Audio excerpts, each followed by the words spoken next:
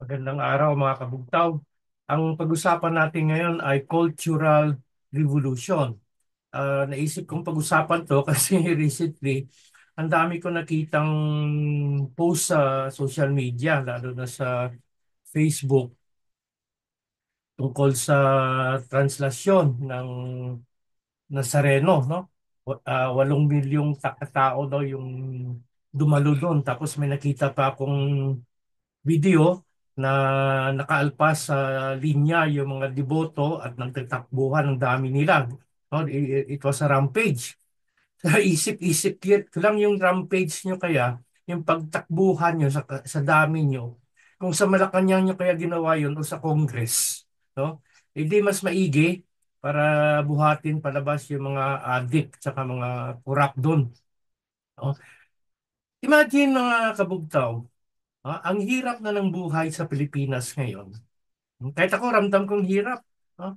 Ang 1,000 mo, konti na lang ang nabibili. No?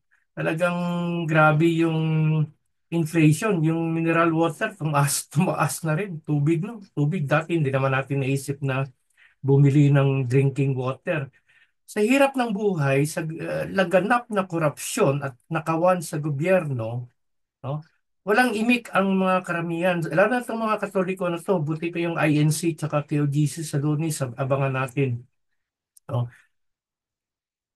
Walang imik, lalo na simbahang yung leadership ng simbahang Katoliko, walang imik. No? Pero pagdating dito sa translasyon, hala, it's a frenzy of the sea of humanity sa daming tao. Taon-taon na lang may nakikita akong mga ganyan. No? Tapos marami pa nagpo-post, this is fake. Ay, naku po, hindi po fake yun. That is fanaticism. Anyway, there's a thin line that divides faith and fanaticism. No? Uh, Kasi sinasamba daw si Jesus. People are there because they're asking for something. You know, religion is mainly fed by two things. Hmm? Fear and greed. Takot at kasakiman. The religion capitalize on those two. No? Takot sa impyerno kasi tinatakot palagi yung mga tao. Pupunta kayo sa impyerno pag hindi kayo sasapi sa amin or hindi kayo magbibigay ng pera. Then greed. No? Greed for blessing, greed for prosperity.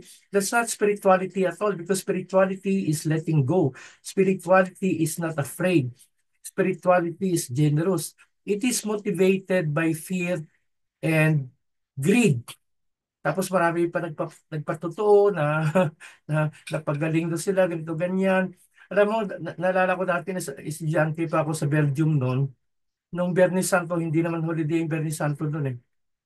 Sa front page ng newspaper doon, yung mga nagpapapako sa cross sa Pampanga. Tinanong ako ng mga dormmates ko na mga Belgian.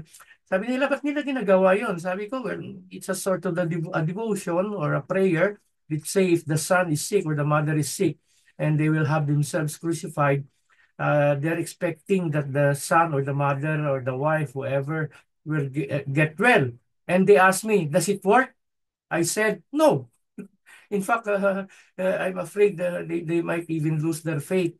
Isa sa mga tinuro ko noon sa De La Salle University ay Phenomenology of Religion.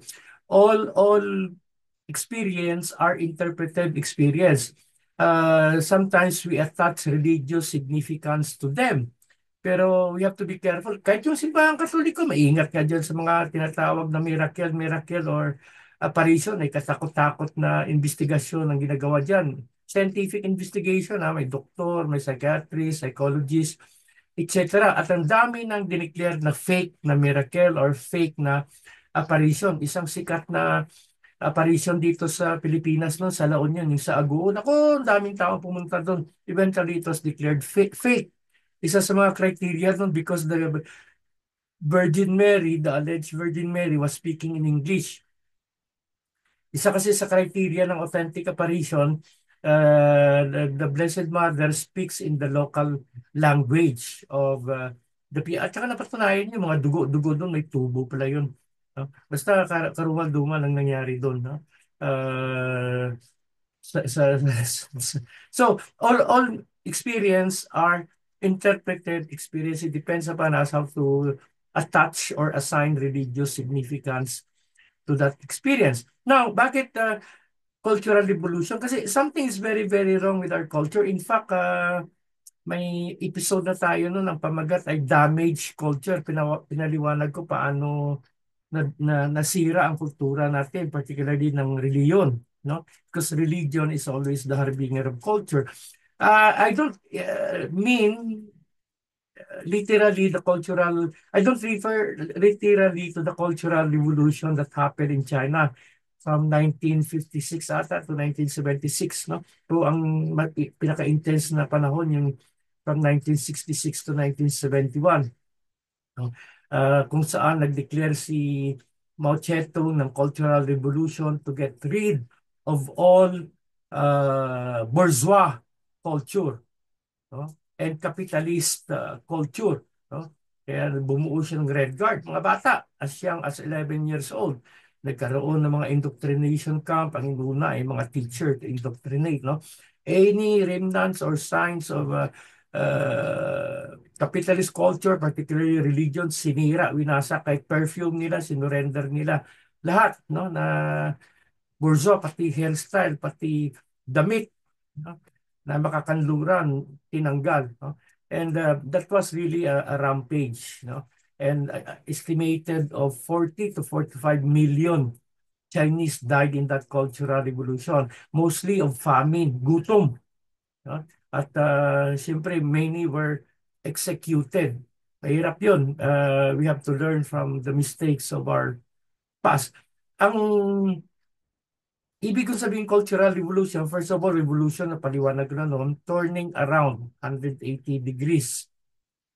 Then culture, ano bang culture? Way of life, collective way of life, language, symbols, music, the costume, attire, uh, norms, mores, mga kinagawian, no?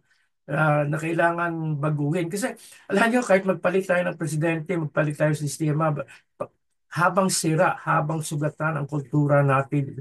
Nasabi ko nga noon, these are the wounds of colonialization. Part of the cultural damage of the Filipinos are wounds of colonization, sugat ng colonization na dinagdagan ng reliyon. Anyway, yung religion, ginagamit naman yan eh. Yung mga Kristiyano no misyonaryo, pumunta ng Africa, may dalang Biblia, maya-maya, wala na. Pinopress na yung mga tao, in-exploit na yung mga tao, at mga tao tamimi na kasi takot sa impyerno. Kasi kaya nga, ang emperor ng Japan noon, ayaw ng mga Christian missionaries. Pinagpapatay sila. May sini noon, nakalimutan ko eh. Kailangan tapakan yung cross. Yung mga unang Pilipinong santo, si San Lorenzo Ruiz, no? Yun, pinatay sa Japan. Kaya pinagpapatay sila ng malupit na kamatayan. Kasi alam ng emperor noon na dala-dala nitong misyonaryo Biblia, susunod dyan yung pananakop na at exploitation ng resources. Ganoon naman eh, laging ginagamit ang reliyon, no? Uh, Cultural revolution is a very wide topic, very systematic undertaking. Pero gusto ko lang limitahan ngayon sa edukasyon at reliyon ang talakayan natin ngayong araw, no? Uh, Una siguro, something is wrong with our education. Napaliwanag ko na rin yan noon, no? Na talagang Filipinos were engineered to become dumb. Sa Pedagogy of the Oppressed ni Paulo Freire, he classified two basic educational approach, yung banking approach and dialogical.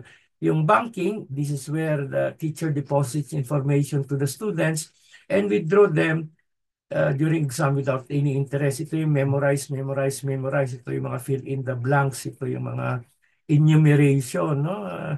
While dialogical, the teacher simply act as a facilitator to elicit knowledge from the student, facilitate dialogue for the students, and the whole class come up with knowledge together.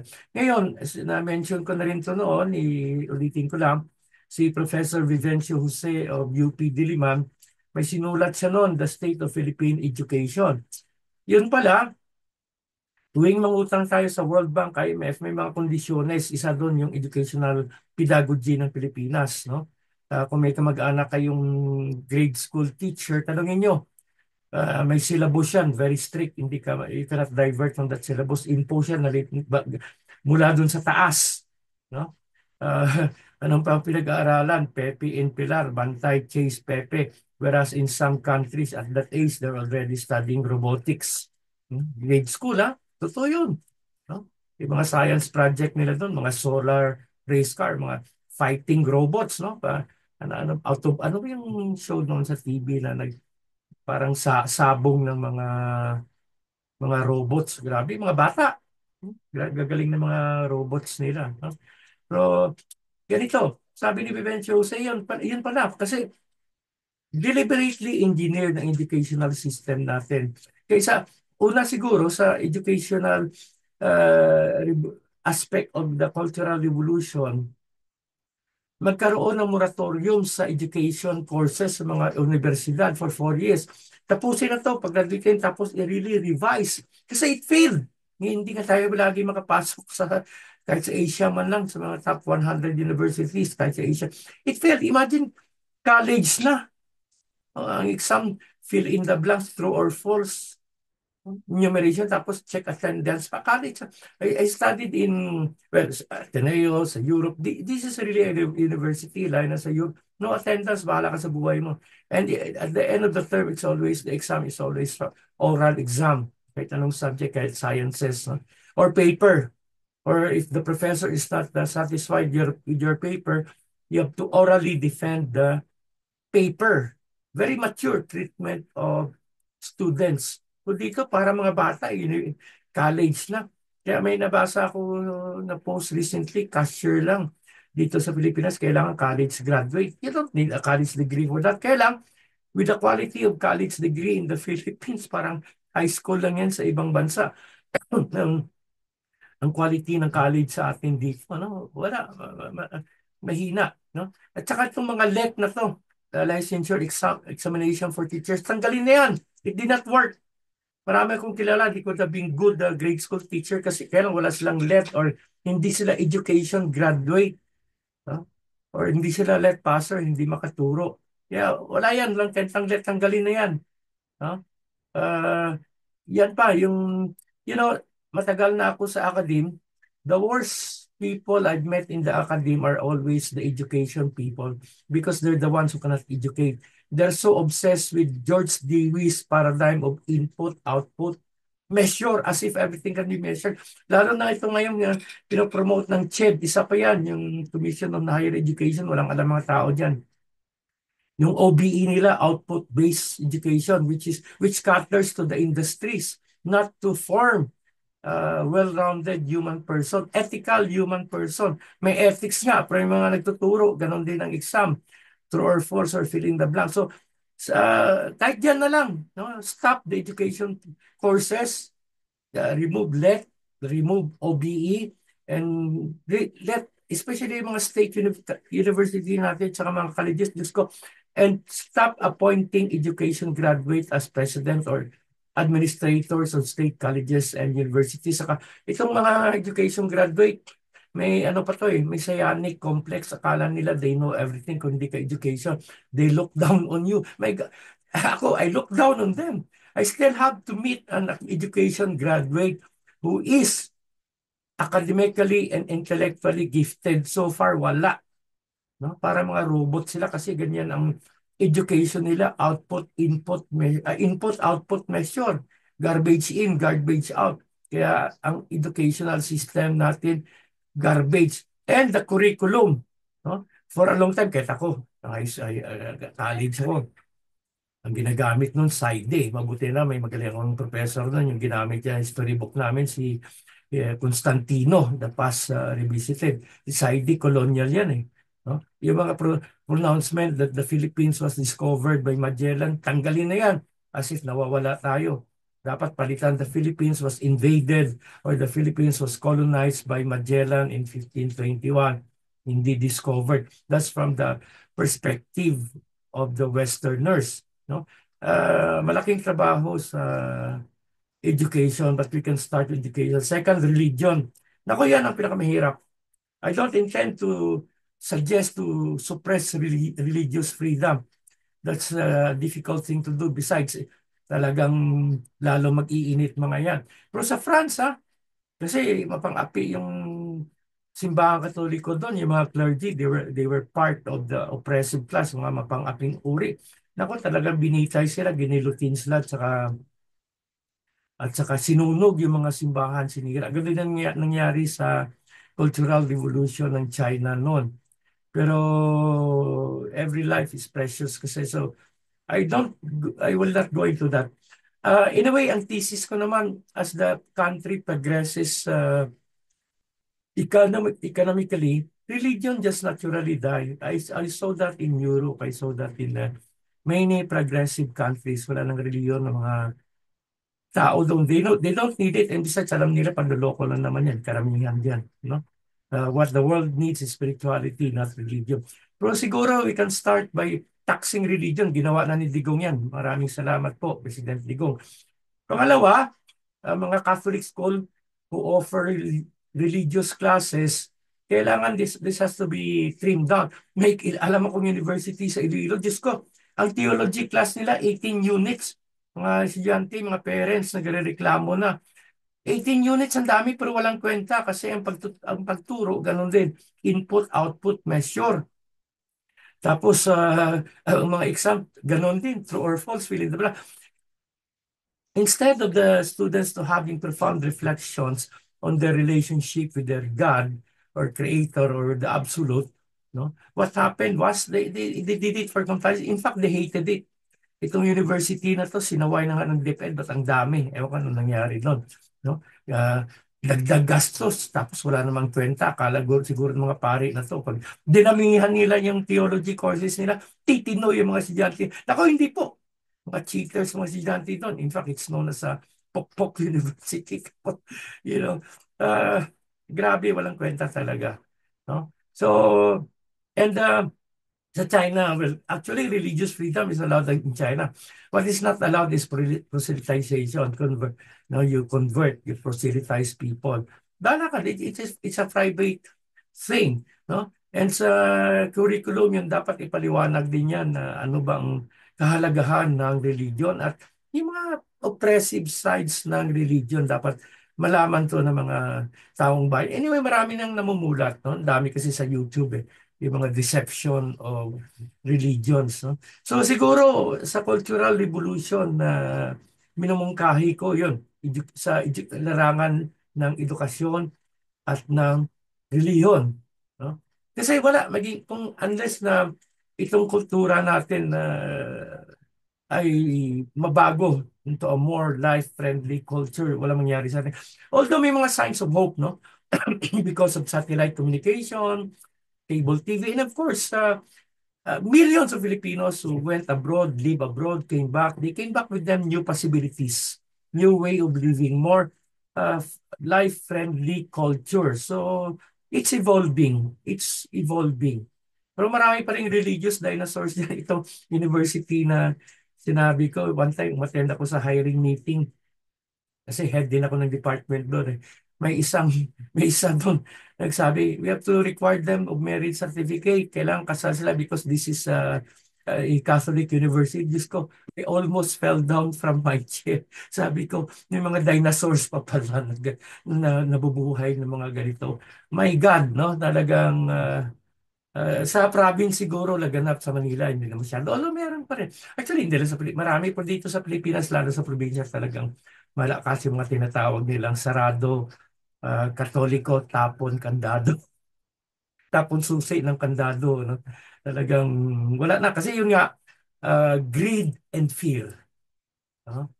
That motivates, that feeds religion. No? So, kailangan, kailangan ng talagang nagkaroon ng cultural revolution kasi damage culture. Ang number one na sumira, of course, kolonyalisasyon kasama ng reliyon at ang bulok na educational system sa Pilipinas. Dapat mabago yun. Or else wala, the same banana tayo, paikot-ikot lang tayo. Mag-revolution man tayo, magkudita man tayo ilang beses, wala, ganun pa rin. Pero sabi ko nga, may mga possibilities of hope. Marami rin nangyayari. The contact with other society, with other civilization, with other culture, who have a more enhanced culture. Hopefully, it will translate. May negative side din yan. May downside yung colonial Western culture pa rin. No? Sa mga gobyerno siguro, require natin sa mga meeting, bawal ang coat and tie, kundi barong. Sa Indonesia, basta very important meetings or gathering, they wear the traditional sort of no, language, promote more Filipino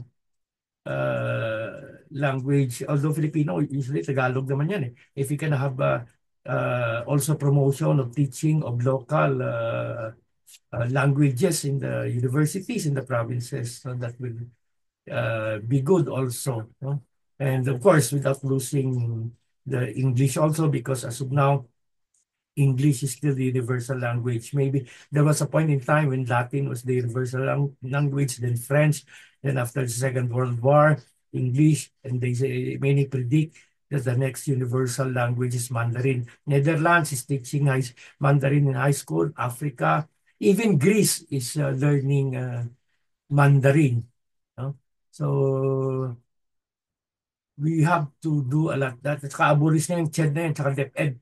Kung i-reform, i-revolutionize din. They failed. Our educational system failed. So we have to start with culture. No? And culture always has a positive and negative side. We have to diminish the negative side and enhance our positive culture. Only then, kasi culture is a way of life. Eh? No, looking at things, moving collectively as a people, and we don't have even an identity as a Filipino.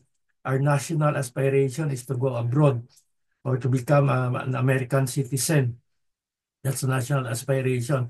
Our myths, our symbols are very Western. The story we hear, we were told going to sleep, we're all Western. Cinderella, Jack and the Beanstalk, hindi yung biyag ni Lamang or uh, uh, Labaw Dunggon, our local folklores. So, yun pa, no? Sa mga TV, kailangan ibalik yun tulad ng Hiraya Manawari no ng ABS-CBN. Kung mayroong mga matino yung ginawa yung ABS-CBN na yan, isa na yon yung pagpapalabas nila ng mga Filipino folk tales no ng Hiraya Manawari no? So ganon no? Actually ako, it was only when I became a consultant in Cambodia that I became to that I live in Central Asia for some time, that mainland Asia for some time, that I began to appreciate my Asian heritage. No? So it has to begin with that. No? Sa cultural. So patuloy natin itong cultural revolution. Kailangan mabago ang kultura natin. Huwag maging huwag tamad at managinip ng gising.